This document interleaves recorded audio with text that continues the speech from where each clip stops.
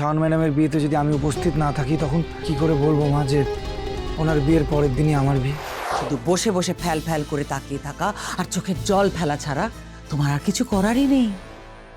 তুমি শুধু দেখো কিভাবে দিনের পর দিন একটু একটু করে তোমার প্রিয় বন্ধু বীরেন্দ্র আর তার মেয়ে শাওনের জীবনটা আমি ছাড়খাড় করে দিই। না না রঞ্জিনী, শাওনের কোনো ক্ষতি তুমি করো না। It's too late for that. যা করার আমি করে ফেলেছি। শাওন এটা বোঝার আগে যে ওর জীবনের সব থেকে বড় শত্রুকে, শত্রুর দুর্গেই আমি শাওনকে বন্দি করে দিয়েছি। আর খুব শিগগির এই তোমারই মতো শিকল টিকল পরে শাওন একটা নতুন রকমের জীবনযাপন শুরু করবে। শুনে ভালো লাগছে?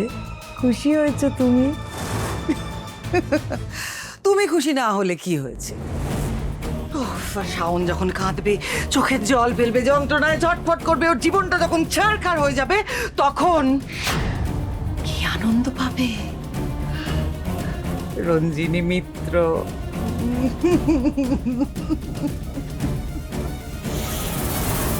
শোনো, যতদিন না রুদ্রপুরের ওই বড় বাড়ি আমি মাটিতে মিশিয়ে দিচ্ছি ততদিন তোমার মুক্তি নাই, বুঝেছ? ততদিন তোমাকে এই বন্দি হয়েই থাকতে হবে, ততদিন তোমাকে এই নরক যন্ত্রণা সহ্য করতে হবে, বুঝে নাও সেটা। ওই রুদ্রপুরের বাড়িতে কি এমন আছে? আর স্যারকে তো তুমি নিজের হাতে শেষ করেছো, এখন ওই বাড়িটার পেছনে পড়েছো কেন? কি করব বলো? ওই বাড়িতে তো এখনো ললিতা দেবী আছে না?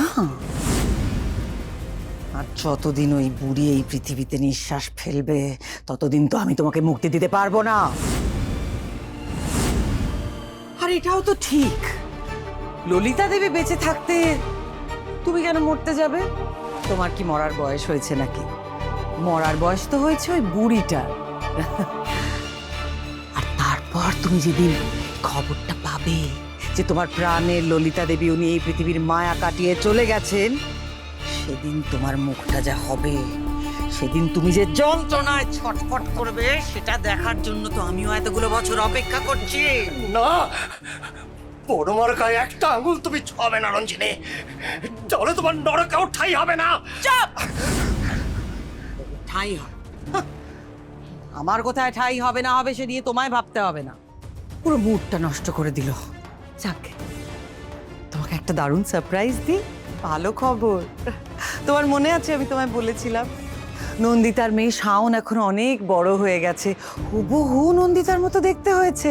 আর সারপ্রাইজটা হলো এই যে শাওনের বিয়ে হবে। নন্দিতার মেয়ের বিয়ে? হ্যাঁ, সেই জন্যই তো এই দারুণ খবরটা দেবো বলে ছুটতে চলে এলাম তোমার কাছে।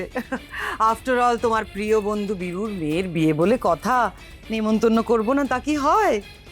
বিয়েতে তুমি যেতে পারো বা না পারো, বিয়ের খবরটা শুনে একটু আনন্দ তো করতে পারো, বলো? বীরু এখন কেমন আছে রঞ্জিনী? রাগে আছে, ঘেন্নায় আছে। ও তোমাকে আজও অসম্ভব ঘেন্না করে। তুমি কেমন আছো, কোথায় আছো, বেঁচে আছো কিনা কিচ্ছু জানতেও চায় না। তোমার ষড়যন্ত্র। নন্দিতার সাথে আমার নাম জড়িয়ে শুধু একটা বন্ধুত্বের সম্পর্ক তুমি নষ্ট করোনি, একটা মেয়ের গায়ে কলঙ্কের দাগ লাগিয়েছ তুমি। শেষ নিঃশ্বাস পর্যন্ত তোমায় এই ফুলের মাসুল গুনতে হবে, অনেক বড় শাস্তি পাবে তুমি। কে দেবে শাস্তি?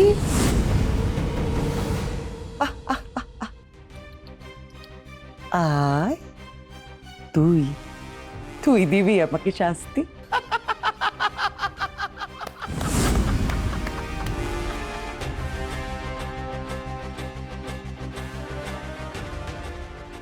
রিতা, ও একটু জল দাও তো। যা গরম, বাপ রে বাপ। হ্যাঁ না, জলটা না। হ্যাঁ গো, সবাইকে বিয়ের কার্ড দিলে? হ্যাঁ হ্যাঁ দিয়েছি, ওই মন্ত্রী মশাইকে নেমন্তন্ন করাটা এখনো বাকি। যদিও প্রথম কার্ডটা ঠাকুরের পরেই মন্ত্রীমশাইকে দেয়া আমাদের উচিত ছিল। তাহলে বাবা, মন্ত্রীমশাই বা ওনাদের বাড়ির থেকে শুভর বিয়েটা আড়াল করা কি উচিত হচ্ছে? হ্যাঁ রে মা, আমারও মনটা না ঠিক সায় দিচ্ছে না জানিস। ওই মন্ত্রীমশাইয়ের দয়াতেই আমাদের দুবেলা পেট চলছে। হ্যাঁ বাবা, তুমি জানাতে না করলে, কিন্তু উনি তো আজ নয় কাল জেনেই যাবে। বলো, তখন যদি উনি রাগ করেন যে আগে কেন জানানো হয়নি? আরে বাবা, না না, কিচ্ছু রাগ করবেন না। উনি ঠিক বুঝবেন যে শুভর বিয়েটা কেন আমরা আড়াল করার চেষ্টা করছি।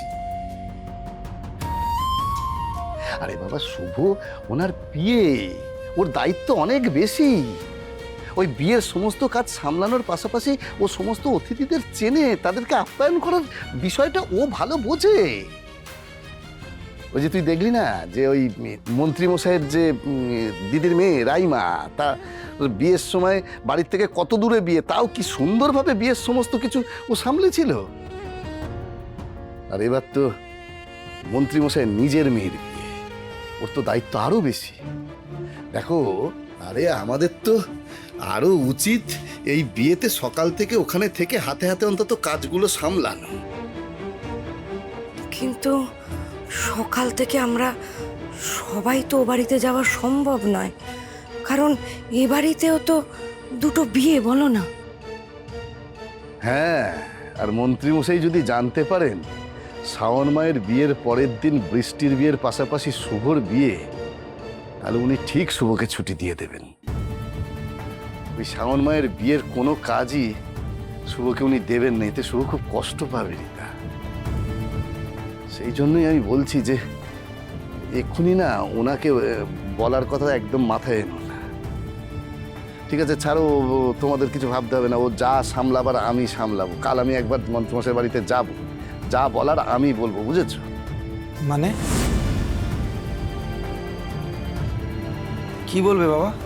আরে বাবা, বৃষ্টির বিয়ের কথাটা তো বলতে আমাকে যেতেই হবে, আর তোর বিয়ের ব্যাপারটাও আমি ঠিক সামলে নেবো, তুই চিন্তা করিস না।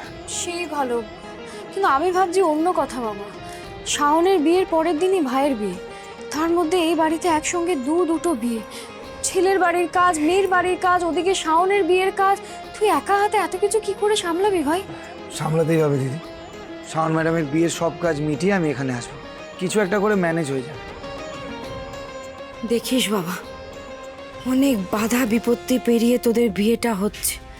নিয়মে আবার কাটছাট করতে যাস না, নিয়মগুলো মন দিয়ে করিস। দরকার পড়লে শাওন মায়ের বিয়ের দায়িত্ব অন্য কাউকে দিয়ে তুই তাড়াতাড়ি বাড়ি ফিরে আসিস। তেমন কেউ নেই মা, সব কাজ আমাকেই করতে হবে।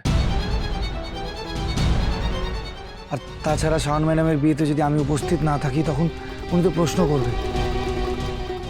তখন ওনাকে কি করে বলবো মা যে ওনার বিয়ের পরের দিনই আমার বিয়ে?